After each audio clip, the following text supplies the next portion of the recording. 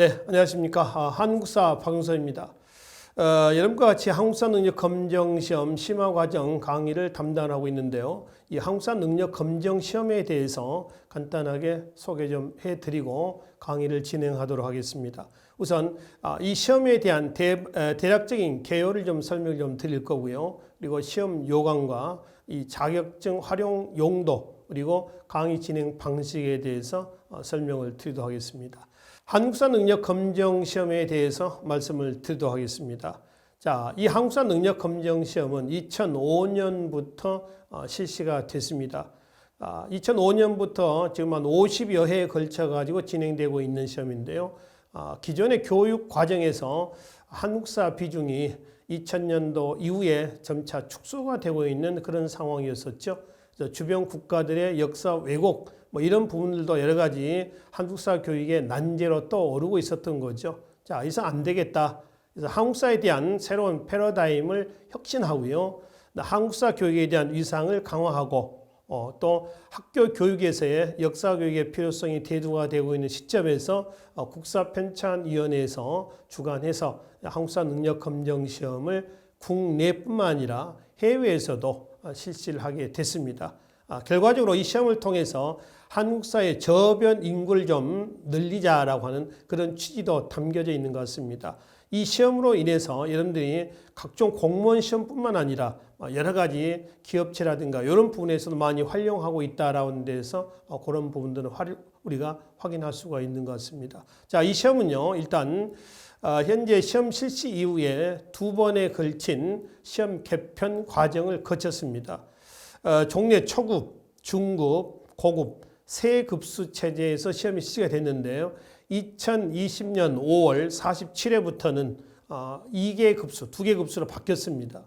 기본 그리고 심화 과정입니다. 물론 여러분과 같이 강의를 진행할 이 강의는 기본 강의는 아니고요. 심화 강의입니다. 이 심화 강의인데요. 기본 부분은 여러분들이 써먹을 자리가 없습니다. 써먹을 어떤 자격증에 대한 활용 공간이 없다는 겁니다. 최하 심화 과정의 3급 이상을 취득을 하셔야 됩니다. 그래서 기본은 무시하고요. 심화 과정을 중심으로 해서 말씀을 드리겠습니다. 1, 2, 3급이 심화고요. 나머지 기본 과정입니다. 각 급수의 80% 이상이 1급, 그리고 2급은 70% 이상입니다. 그리고 3급은 60% 이상이 되겠죠. 그래서 심화 과정에 최하 3급을 취득하셔야 되는데 문항수는 기존의 급수 변경 이전의 문제하고 같습니다. 50문제 객관식 택 1이 되는 거고요. 아울러 주관식은 없습니다. 네, 한국사 능력 검정 시험의 평가 내용은 심화 과정을 중심으로 해서 말씀을 드리도록 하겠습니다. 대학 1학년 이상 정도의 실력이면 됩니다. 보통 한국사 비전공자들도요. 역사에 대한 관심이 어느 정도 있으면 충분히 80점 이상은 취득할 수 있는 그런 정도의 문제로 출제가 됩니다. 물론 이제 기본보다는 어느 정도 심도 있는 문제가 출제가 되겠습니다만은 기본은 쉽게 말하면 초등학교 내지 중학교 과정이다 라고 이제 보시면 되고요. 심화는 고등학교 학생들이 시험 공부하실 때 정도의 난이도 그런 정도로 정리하시면 될 것 같습니다. 이건 기출문제를 통해서도 우리가 충분히 문제 유형이라든가 난이도를 확인해 볼 수가 있는 거죠. 그래서 아주 어렵다, 아주 꼼꼼하다 이런 문제는 아닙니다. 기존의 공무원 시험하고 비교해 보면 훨씬 난이도는 낮아졌습니다. 그래서 오히려 공무원 시험이라든가 이런 문제에서 한국사 능력 검정 시험으로 대체가 됨으로 인해서 수험생들의 학업에 대한 공부하는 데에 대한 학습 부담 좀 줄지 않았나 이런 생각도 들어봅니다. 시험 범위는 전 단원입니다. 선사시대에서 현대사까지. 크게 우리가 이제 전근대사하고요, 근현대사로 구분하죠.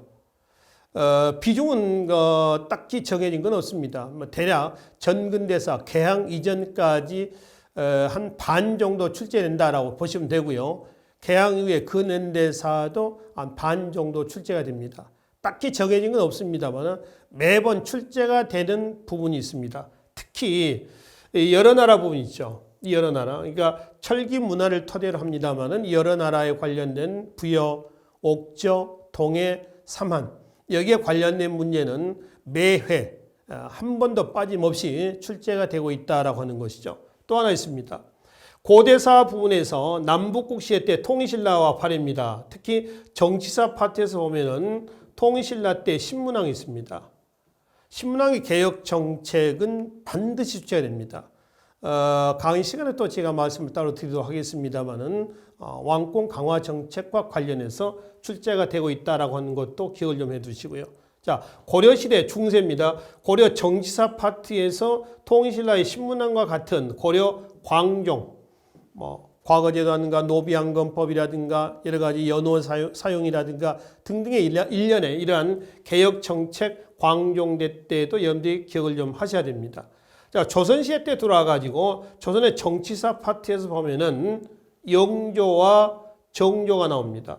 이 영조, 정조의 개혁 정치도 반드시 정리를 하셔야 될 대목이 되겠습니다. 그래서 이제 대체로 전근대사 파트에서 꼭 출제가 되고 있는 파트들이죠. 물론 정치, 경제, 사회, 문화사는 골고루 출제가 되고 있습니다.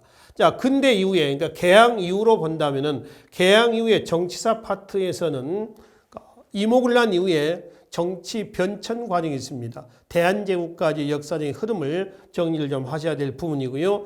민족 독립운동기라고 한다면 일제 강점기입니다. 시기적으로는 1910년에서 1945년까지죠. 아시겠습니다만은 식민통치는 1, 2, 3기로 구분해서 정리를 합니다. 그 1, 2, 3기 때 식민통치, 그리고 거기에 저항했던 우리 민족의 항일운동, 독립운동이죠. 그래서 민족 독립운동기 이 시기에 각 시기별 1910년에서요 20, 30, 40년대 때 국내와 국외에서의 항일운동 부분을 정리를 하셔야 됩니다. 그리고 이제 가장 관심을 많이 안 갖는 부분이기도 합니다. 수험생들이 현대사 부분입니다. 현대사는 반드시 4문제가 출제가 됩니다. 또는 많이 출제됐을 때는요 5문제도 출제가 됩니다. 현대사에서 출제되는 대목들이 있습니다. 그런 부분도 강의 시간에 말씀을 드리도록 하겠습니다. 그리고 기타 유네스코 세계 문화유산과 기록유산과 무형유산이 있습니다. 이것과 세시풍속 묶어가지고 이 내용들도 한 문제씩 꼭 출제가 됩니다. 이건 이제 일종의 만점 방지용이다라고 보시면 됩니다.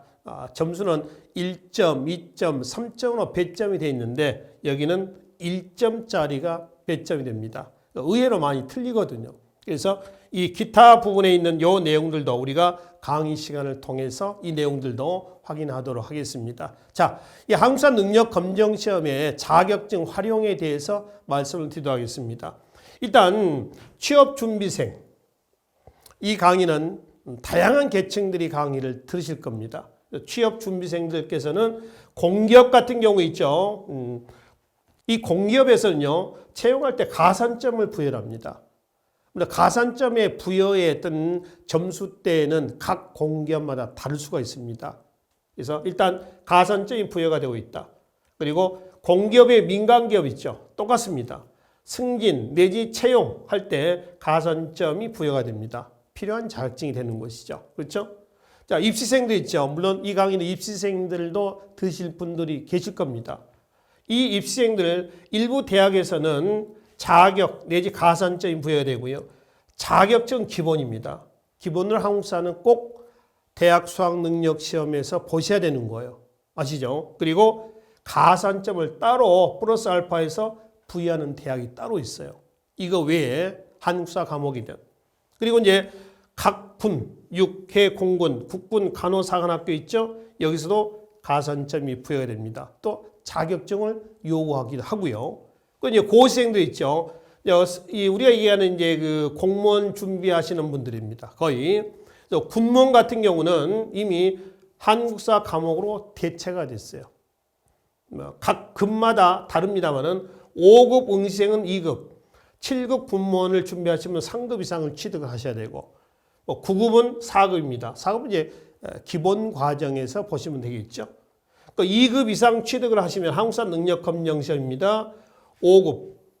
예전에 그 소위 이제 고시 준비하시는 분들 있지 않습니까? 5급 공무원. 그래서 여기 한국사 과목이 있었죠. 근데 빠졌어요. 빠지고 새로 추가가 되면서 한국사 능력검정시험의 자격증이 새로 추가가 된 거죠. 그래서 5급 공무원 시험에 2급 이상 취득을 하셔야 됩니다. 외교관 후보자 선발 시험에서도 2급 이상 취득을 하셔야 돼요. 이거 취득하지 못하면 시험을 못 본단 말이에요. 또 경찰 공무원 있죠. 2022년입니다. 2022년부터는 내년이 되는 거죠. 3급 이상 취득을 하셔야지 시험을 볼 수가 있습니다. 응시 자격이래요. 그러니까 이 자격이 없으면 경찰 시험 응시 기회 자체가 없습니다. 자, 기타 3급을 기준해 가지고요. 3급 이상 취득자는 국비 유학생 해외 파견 공무원 선발 시험에 한국사 능력 검정 시험으로 이 자격증으로 대체가 됩니다. 그리고 현재 실시하고 있습니다만은 교원 임용 시험이 있죠. 선생님 되는 시험 말입니다. 초등, 중등 교원 임용 시험에 역시 3급 이상 취득을 하셔야 된다라고 하는 것이죠. 이건 이제 제한적으로 제가 말씀을 드린 거고요. 현재 한국사 능력 검정 시험의 활용은 굉장히 넓어지고 있습니다. 앞으로 구급 공무원 시험 문제라든가 전부 다 한국사 과목이 빠질 계획이라고 그래요. 결정은 아직 나진 않았습니다만은 한국사 능력 검정 시험의 자격증은 광범위하게 활용이 되고 있다라고 하는 겁니다. 네, 강의 진행 방식에 대해서 말씀을 드리도록 하겠습니다. 자, 방대한 한국사 내용을 다 정리할 필요는 없습니다. 시험에 나올 만한 꼭 필요한 내용만 정리를 하시면 된다라고 하는 것이죠. 그래서 테마별로 한 강좌당 약 20분 전후로 해서 강의를 진행을 했습니다. 그래서 지루하지 않고요. 부족한 시간에 짧은 시간에 테마별로 정리하시면서 여러분들이 한국사 능력 검정 시험 자격증 심화 최소 1급 정도는 받을 수 있을 만큼의 강의의 질을 높여놨기 때문에 여러분들이 눈과 귀가 즐거운 강의가 될 수 있을 겁니다. 제가 이제 개인적으로 이 강의를 준비하면서 강의의 테마를 만들면서요. 제일 먼저 가장 주요한 내용들을 압축을 해가지고 개념 설명을 해드렸습니다. 그리고 그 개념 설명을 해드리고 그 내용에 대한 평가를 바로 할 수 있도록 OX 문제로 바로 문제를 한두 문제씩 추가를 했습니다. 그리고 그날 강의했던 그 테마에서 강의했던 내용들을 마지막 요점 정리하는 이런 과정을 통해 가지고 만들어놨기 때문에 여러분들이 이 강의를 통해서 한국사 능력 검정 시험 참 잘 들었구나. 시험에 대한 내용들 많은 정보와 함께 여러분들이 자신감을 얻고 실제 시험장에 가셔서 충분히 자격증을 취득할 수 있는 그러한 강의가 될 수 있도록 심혈을 기울여서 만들었습니다. 단 이제 마지막 제가 여러분들께 부탁을 드리고자 하는 것은 공부 열심히 해라 이런 것보다는 이런 내용들입니다.